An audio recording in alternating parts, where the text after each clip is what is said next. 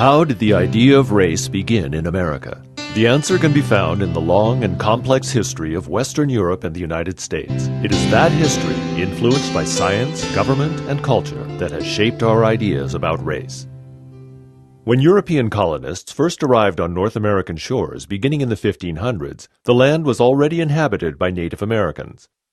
The Spanish, French, and English encountered frequent conflicts with indigenous peoples while trying to establish settlements in Florida, the northeast area bordering Canada, the Virginia colony, and the Southwest. By the 1600s, English colonists had established a system of indentured servitude that included both Europeans and Africans. But by the time of Bacon's Rebellion in the mid-1670s, an insurrection involving white and black servants against wealthy Virginia planters, the status of Africans had begun to change. They were no longer servants who had an opportunity for freedom following servitude, but instead were relegated to a life of permanent slavery in the colonies. In the 1770s, English colonists in the U.S. became involved in a rebellion of their own. This time the opposition was the British Crown. But while the colonists battled the British for independence, they continued to deny Africans their freedom and withhold rights to Native Americans. Ironically, one of the first casualties of the Revolutionary War was Crispus Attucks, a runaway slave of African and Indian parentage. Before the idea of race emerged in the U.S., European scientist Carolus Linnaeus published a classification system in Systema Naturae in 1758 that was applied to humans. Thomas Jefferson was among those who married the idea of race with a biological and social hierarchy. Jefferson, a Virginia slave owner who helped draft the Declaration of Independence and later became president, was influential in promoting the idea of race that recognized whites as superior and Africans as inferior. Jefferson wrote in 1776 in Notes on the State of Virginia, quote, "Blacks, whether originally a distinct race or made distinct by time and circumstances, are inferior to the whites in the endowments both of body and mind." Unquote. Scientists were among those who were influenced by these ideas and began to develop their own theories about race. In the 18th and 19th centuries, scientists influenced by Enlightenment philosophers developed a system of categorizing things in nature, including humans.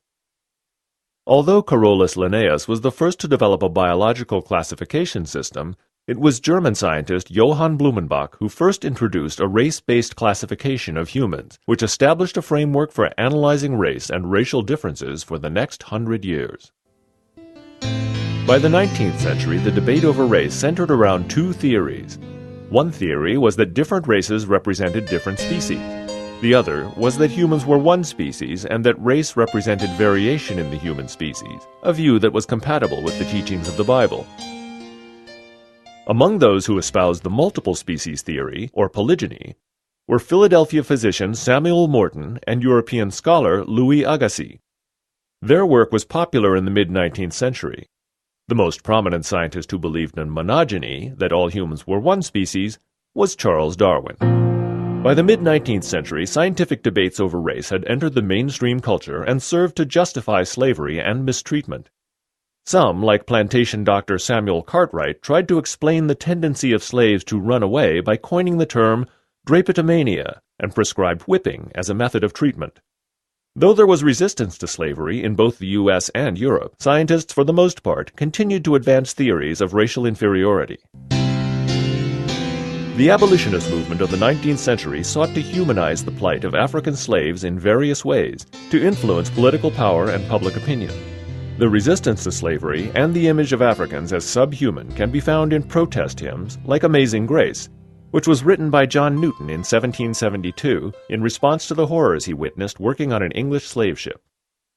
One of the ways that race played out in popular culture was in the publication in 1852 of the most widely read novel of its time, Harriet Beecher Stowe's Uncle Tom's Cabin, which depicted a more realistic portrait of slavery and tried to humanize slaves. The 19th century also marked a period of widespread racialization, not just of African Americans, but of Native Americans, Mexican Americans, and Chinese Americans as well. Much of the racializing of non-Europeans and even the Irish served an economic and political purpose. African slavery, for instance, provided free labor and added political clout for slaveholding states in the South. Taking Native American land and belittling Native American cultures was made easier by defining Native people as savages. At the end of the 19th century, the U.S. experienced another wave of European immigration. This time, the immigrants were Southern and Eastern Europeans, and their presence challenged ideas about race. Specifically, who was white and who was not.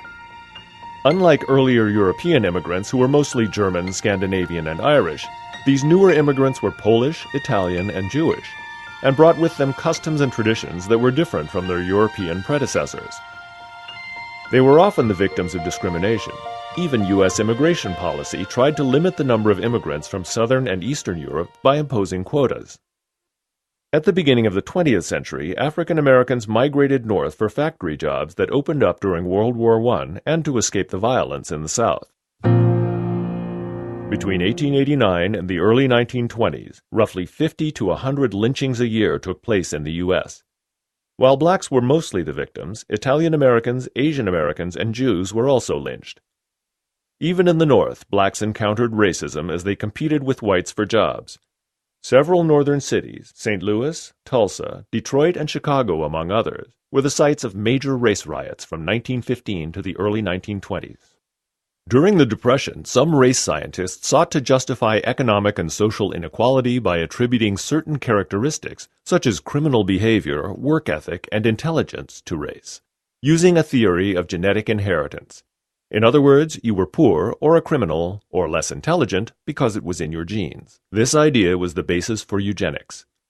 Charles Davenport, the director of the Eugenics Records Office, was among the scientists who promoted these ideas. The eugenicist expert testimony was influential in getting Congress to pass the Immigration Act of 1924 and provided the social framework embraced by Nazi Germany.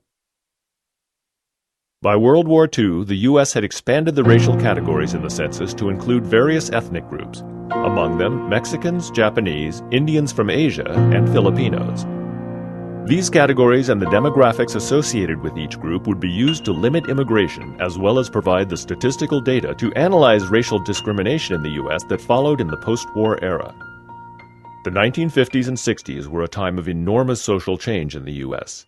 Discrimination and institutional racism were being challenged at every turn. To some extent, the racial and social hierarchies that had long been accepted were being contested. And perhaps more slowly, attitudes about race and racial difference were beginning to change. The way we view race and ethnicity today is far more complex than the simple categories in the first U.S. Census. In fact, in the 2000 census, the Mark I or more option allowed for 63 possible racial combinations, reflecting the diversity of the country. By the year 2010, the U.S. population will barely resemble what it was 400, 100, even 20 years ago. That means we will probably have to reconsider the term race and whether it is relevant to describing who and what we are.